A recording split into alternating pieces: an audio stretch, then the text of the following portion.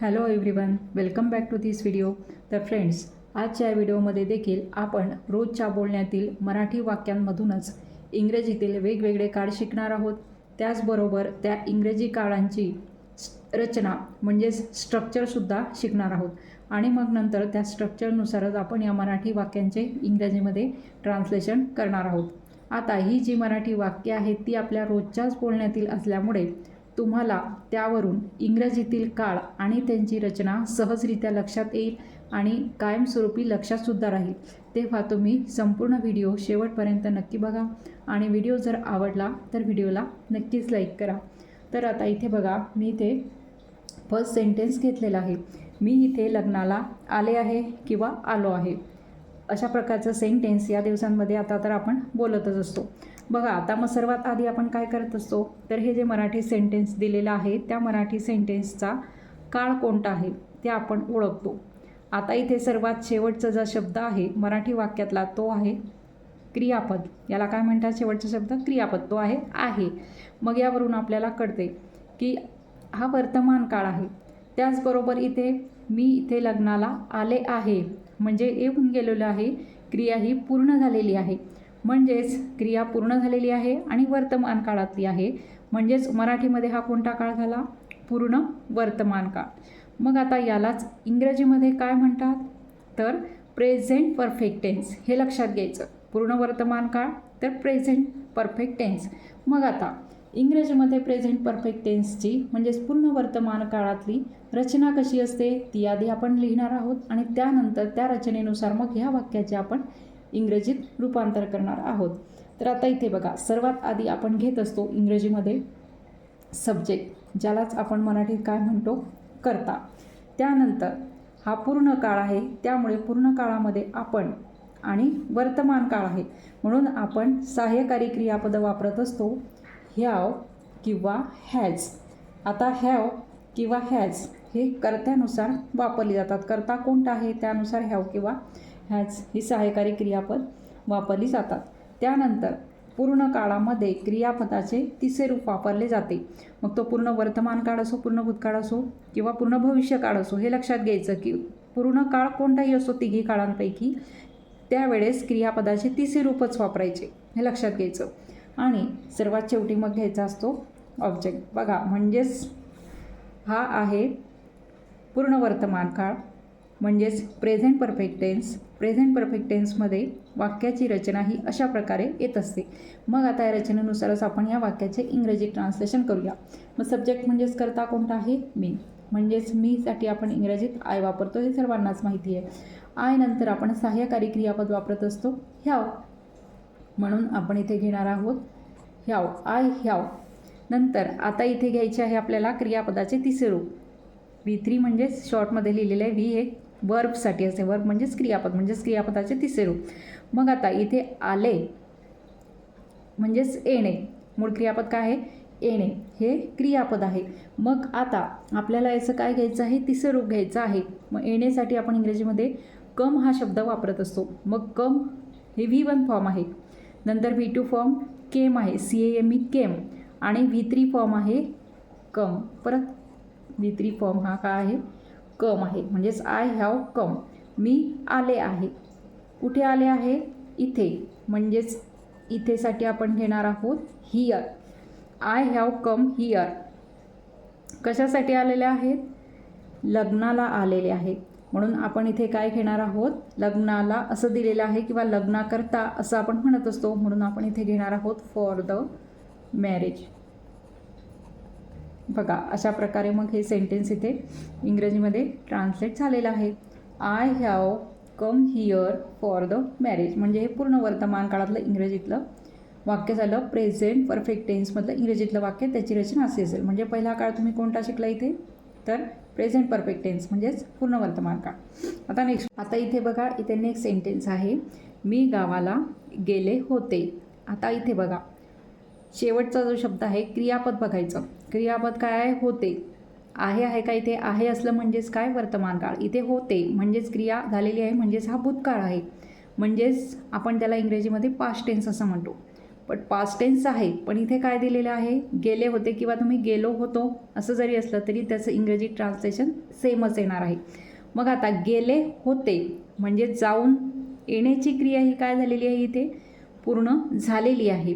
आणि भूतकाळ आहे आणि क्रिया पूर्ण झालेली आहे, म्हणजेच याचा अर्थ काय, मराठीमध्ये हा आपण याला म्हणतोच पूर्ण भूतकाळ. आणि मग यालाच इंग्रजीमध्ये काय म्हणतात, तर past perfect tense. Past perfect tense असं म्हणत असतात. मग आता पास्ट परफेक्ट टेन्समध्ये इंग्रजीत याची रचना कशी असते ते आपण लिहूया. तर सर्वात आधी इथे घ्यायचा असतो सब्जेक्ट, म्हणजेच मराठीमध्ये कर्ता. त्यानंतर आता जसं आपण पूर्ण वर्तमान काळामध्ये वर्तमान काळातलं सहाय्यकारी क्रियापद हॅव किंवा हॅज वापरलं, तसं आता इथे भूतकाळ आहे. मग भूतकाळातलं सहाय्यकारी क्रियापद आपण वापरत असतो हॅड. हॅड. आता इथे हॅव किंवा हॅज मी तुम्हाला सांगितलं ते सब्जेक्टनुसार असतं. सब्जेक्ट वेगवेगळे असले तर त्यानुसार तुम्हाला हॅव किंवा हॅज वापरायचं असते. पण इथे बघा, इथे हॅड जे हे क्रियापद आहे सहाय्यकारी क्रियापद, इथे सब्जेक्ट कोणताही असला, I, you, we, they, he, she, it, जे काही आपण करते म्हणून वापरतो, कोणताही असला तरी तुम्हाला काय वापरायचं असते, हॅडच वापरायचं असते, हे लक्षात ठेवायचं. त्यानंतर मी आता तुम्हाला सांगितलं की पूर्ण काळ असला मग तो कोणताही असो, आपण क्रियापदाचे तिसरे रूप हे वापरत असतो. हा पूर्ण भूतकाळ आहे. मग इथे आपण काय घेतलेलं आहे, क्रियापदाचे तिसरे रूप. आणि सर्वात शेवटी मग काय घ्यायचं असतो आपल्याला, ऑब्जेक्ट. बघा तुमच्या आता फरक इथे लक्षात आलेला असेल, पूर्ण वर्तमान काळ आणि पूर्ण भूतकाळातला. वाक्य मी तसंच घेतलेलं आहे की त्यामुळे तुमचा फरक सहज लक्षात येईल की पूर्ण वर्तमान काळ पूर्ण भूतकाळ काय फरक असतो. सब्जेक्ट कोणता आहे, मी, म्हणजेच आय. नंतर आपल्याला काय घ्यायचं आहे, होतेसाठी हॅड, आय हॅड. त्यानंतर क्रियापद बघायचं. क्रियापद आहे गेले, म्हणजेच इथे सुद्धा जाणे. जाणेसाठी आपण गो हा शब्द वापरतो. त्याचा आपल्याला तिसरं रूप घ्यायचं आहे. गो हे मूळ रूप आहे, म्हणजेच V1 फॉर्म आहे. मग V2 फॉर्म आहे वेंट. आणि V3 फॉर्म म्हणजे तिसरं रूप आहे गॉन. म्हणजेच इथे येणार आहे आय हॅड गॉन. मी गेले होते किंवा गेलो होतो असं जरी असलं तरी हेच येणार आहे, आय हॅड गॉन. कुठे गेलो होतो किंवा गेले होते, ऑब्जेक्ट काय आहे, गावाला. गावाला म्हणून इथे गावाला दिलेलं आहे, म्हणून इथे आपण घेणार आहोत टू द विलेज. बघा अशा प्रकारे अगदी सहज. स्ट्रक्चर जर तुम्हाला माहिती असेल, काळ ओळखता आला असेल, तर तुम्ही कोणत्याही प्रकारचं काळातलं वाक्य इंग्रजीमध्ये सहजरित्या ट्रान्सलेट करू शकाल. मी गावाला गेले होते, I had gone to the village. अशा प्रकारे. आता नेक्स्ट बघा, माझी आई फोनवर बोलत आहे. शेवटचा शब्द क्रियापद काय आहे, म्हणजेच हा काय आहे, वर्तमान काळ आहे. आणि फोनवर बोलत आहे, आपण बऱ्याच वेळेला असं बोलत असतो ती ही करत आहे, ते करत आहे. मग आता इथे दिले आहे की माझी आई फोनवर बोलत आहे, म्हणजे त्याचा अर्थ काय होतो आहे इथे, की ती क्रिया सुरू आहे, फोनवर बोलण्याची क्रिया ही सुरू आहे. कोणीतरी विचारलं आहे की तुझी आई काय करते आहे, तर माझी आई फोनवर बोलत आहे. म्हणजे फोनवर बोलण्याची क्रिया ही काय आहे, तिथे सुरू आहे, क्रिया सुरू आहे आणि वर्तमान काळ आहे. मग आता म्हणजेच हा जो काळ आहे तो कोणता आहे, चालू वर्तमान काळ आहे. आणि यालाच मग इंग्रजीत म्हणतात प्रेझेंट कंटिन्युअस टेन्स. बघा मराठी काळ ओळखला, मग त्यालाच काय म्हणतात इंग्रजीमध्ये, प्रेझेंट कंटिन्युअस टेन्स.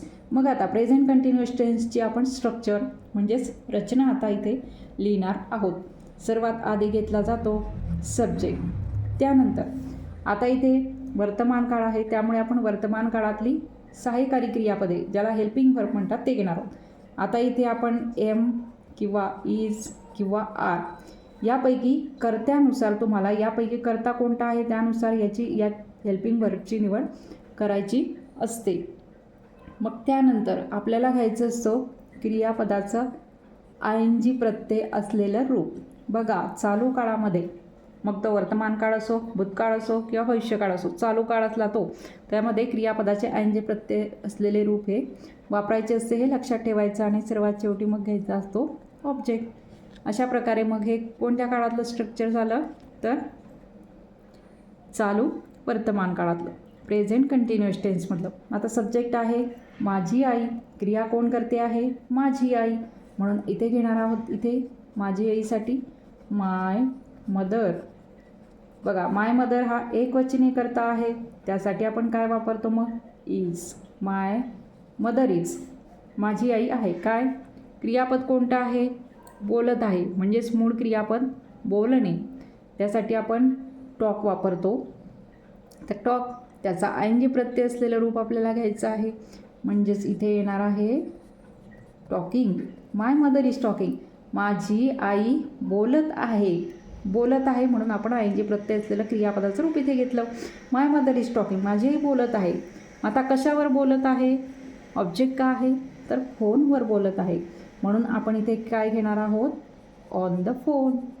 बघा किती सोपं आहे. स्ट्रक्चर माहिती असलं, काळ ओळखला म्हणजे तुम्ही कोणत्याही प्रकारचं काळातलं वाक्य, हे लक्षात घ्या, कोणत्याही काळातलं वाक्य इंग्रजीमध्ये सहज ट्रान्सलेट करू शकाल. बघा my mother is talking on the phone, अशा प्रकारे. आता नेक्स्ट बघा, जेवण खूपच मसालेदार आहे. बघा एखाद्या वेळेस आपण म्हणतो असं की जेवण खूपच मसालेदार, स्पायसी म्हणतो आपण त्याला, स्पायसी आहे. मग आता इथे तुम्हाला काही दिसते आहे का की एखाद्याकडून एखादी काही क्रिया वगैरे झालेली आहे असं सांगितलेलं आहे का या वाक्यात? तर नाही, एक स्टेटमेंट केलेलं आहे इथे. अशा प्रकारचं वाक्य मी मागच्या 2 व्हिडिओमध्ये सुद्धा घेतलेलं आहे. तर आता इथे एक स्टेटमेंट आहे. मग स्टेटमेंट जरी असलं तरी ते वर्तमान काळातलं आहे, कारण इथे आहे हे क्रियापद इथे आलेलं आहे. म्हणजेच हे प्रेझेंट कॅटेगरीमधलं सिम्पल स्टेटमेंट आहे किंवा सिम्पल सेंटेन्स आहे. तर अशा प्रकारची वाक्य मग कशी बनवली जातात त्याचं स्ट्रक्चरसुद्धा मागेसुद्धा आपलं झालेलं आहे. तर सर्वात आधी आपण काय घेत असतो? अशा प्रकारच्या वाक्यांमध्ये सुद्धा सब्जेक्ट घेत असतो. त्यानंतर आपण क्रियापद घेत असतो. आता इथे वर्तमान काळ आहे म्हणून आपण वर्तमान काळातले क्रियापद एम किंवा इज किंवा आर कर्त्यानुसार इथे घ्यायची असतात. त्यानंतर सर्वात शेवटी घ्यायचा असतो अशा वाक्यांमध्ये सुद्धा ऑब्जेक्ट. हे लक्षात घ्या, हे टेन्सचं वाक्य नाही आहे, हे लक्षात घ्यायचं आहे तुम्ही. तर हे वर्तमान काळातलंच एक स्टेटमेंट केलेलं आहे. वर्तमान काळामध्ये एक विधान केलेलं आहे की जेवण खूपच मसालेदार आहे, म्हणून अशा प्रकारच्या वाक्यांचं रचना ही अशा प्रकारे असते. आता इथे बघा, मग हे वाक्य आता इंग्रजीत कसं होईल? आता जेवण म्हणजेच काय? सब्जेक्ट द फूड, जेवण किंवा अन्न म्हणतो आपण त्याला, अन्न, फूड म्हणजे जेवण. आता इथे एकवचनी करता आहे म्हणून इज, द फूड इज. आता इथे ऑब्जेक्ट नाही आहे, पण इथे काय दिलेलं आहे की जेवण कसं आहे?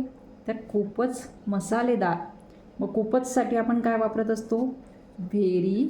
आणि मसालेदार म्हणजेच आपण त्याला स्पायसी म्हणतो, म्हणून ते इथे घ्यायचं आहे. बघा किती सोपं आहे. The food is very spicy. जेवण खूपच मसालेदार आहे. The food is very spicy. हे लक्षात आलं असेल की टेन्समधलं जर वाक्य नसलं, आता हे वर्तमान काळातलं स्टेटमेंट केलेलं आहे, तर ते कशा प्रकारे तुम्ही इंग्रजीत ट्रान्सलेट करू शकता. आता नेक्स्ट बघा, त्याने मला धोका दिला. बघा आता हे वाक्य कसं आहे? बऱ्याच वेळेला आपण एखाद्याच्या बोलण्यातून ऐकतो, त्याने मला धोका दिला. आता इथे क्रियापद बघायचं मराठी वाक्यातलं. दिला म्हणजेच काय? ही घटना केव्हा झाली? भूतकाळात झालेली आहे. म्हणजेच हे जे वाक्य आहे मराठीतलं, हे साध्या भूतकाळातलं वाक्य आहे. त्यालाच आपण इंग्रजीमध्ये म्हणतो simple past tense. Past tense म्हणजेच काय? भूतकाळ. मग आता काळ ओळखला मराठीतला, त्यावरून मी तुम्हाला इंग्रजीत त्याचं नाव सांगितलं. मग आता सिम्पल पास्ट टेन्सचं इंग्रजीतील रचना कशी असते, स्ट्रक्चर कसं असते? तर सर्वात आधी असतो सब्जेक्ट म्हणजेच कर्ता. त्यानंतर इथे भूतकाळातलं वाक्य आहे, त्यामुळे आपण क्रियापदाचे दुसरे रूप घेत असतो, म्हणजेच V2 फॉर्म घेत असतो. आणि नंतर सर्वात शेवटी आपण काय घेत असतो? ऑब्जेक्ट. बघा अशा प्रकारे साध्या भूतकाळामध्ये म्हणजेच सिम्पल पास्ट टेन्समध्ये रचना असते. सब्जेक्ट आहे त्याने, त्यासाठी आपण इंग्रजीत कोणता शब्द वापरतो? मग ही. आता क्रियापद बघायचं, कारण त्या क्रियापदाचं आपल्याला स्वरूप घ्यायचं आहे, पास्ट फॉर्म घ्यायचा आहे. धोका किंवा फसवणूक असं म्हणतो आपण, फसवलं. मग आता त्यासाठी आपण इंग्रजीमध्ये चीट, CHEAT, चीट हा शब्द वापरत असतो. मग त्याचं आपण इथे दुसरं रूप घेऊ, चीटेड. ईटी लावू आपण त्याला, CHEATED, चीटेड. त्याने धोका दिला. कोणाला दिला? ऑब्जेक्ट का आहे? मला. म्हणजेच त्यासाठी आपण इंग्रजीत मी हा शब्द वापरतो. ही चीटेड मी किंवा फसवलं असं सुद्धा तुम्ही म्हणू शकता. त्याने मला धोका दिला किंवा त्याने मला फसवलं. अशा प्रकारे मग हे वाक्य इंग्रजीत तिथे तयार झालेलं आहे साध्या भूतकाळातलं. बघा म्हणजेच तुम्ही पूर्ण वर्तमान काळ शिकला या व्हिडिओमध्ये, पूर्ण भूतकाळ शिकला इंग्रजीतून, त्याची रचना शिकला. त्यानंतर चालू वर्तमान काळ शिकला, त्यानंतर साधा भूतकाळ इथे शिकला, आणि त्यानंतर वर्तमान काळामध्ये जे सिम्पल सेंटेन्सेस असतात की जी टेन्सची नसतात त्या प्रकारचं सुद्धा एक वाक्य तुम्ही इथे शिकलात.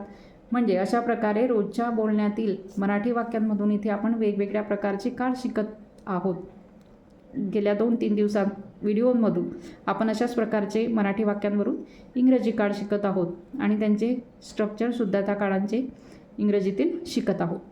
तर आता इथे मी एक शेवटचं वाक्य दिलेलं आहे, तो मुंबईला गेला. आता हे जे वाक्य आहे हे वाक्य कोणत्या काळातलं आहे मराठीत ते तुम्हाला समजलं असेल असं मला वाटतं. मग आता ह्या वाक्यांचे तुम्ही इंग्रजीमध्ये ट्रान्सलेशन करून ते वाक्य ट्रान्सलेशन करून कमेंट बॉक्समध्ये लिहायचे आहे. तिथे मी तुमचे ते ट्रान्सलेशन चेक करणार आहे. तर अशा प्रकारे आजच्या या व्हिडिओमध्ये सुद्धा आपण वेगवेगळ्या मराठी वाक्यांमधून इंग्रजी कार्ड शिकलो आणि त्या इंग्रजी कार्डाची रचनासुद्धा शिकलो आणि त्यावरून मग आपण त्या मराठी वाक्यांचे इंग्रजीत ट्रान्सलेशन केले. तर आजचा हा माझा व्हिडिओ तुम्हाला कसा वाटला ते कमेंट करून नक्की सांगा आणि व्हिडिओ जर आवडला असेल तर व्हिडिओला नक्कीच लाईक करा. थँक्यू.